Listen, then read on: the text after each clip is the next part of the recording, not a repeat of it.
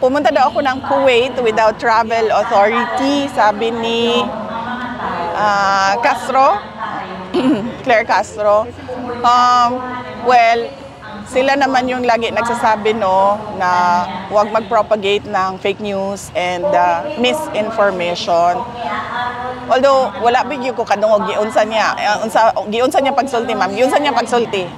Basta yung nabayos na pumunta ka daw allegedly pumunta ka daw Kuwait without travel authority. Okay, so alleged lang ni siya, ma'am, no? Wala tay video recording, statement at all.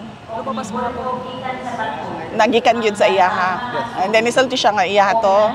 Okay, sige. Gusto lang ako klaroon, ma'am, kaya wala maguna ako nakita. So, yes.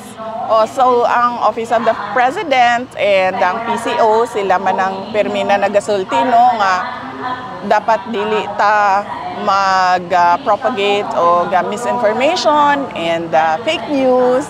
And there's no truth at all nga niadto ko og Kuwait without a travel authority.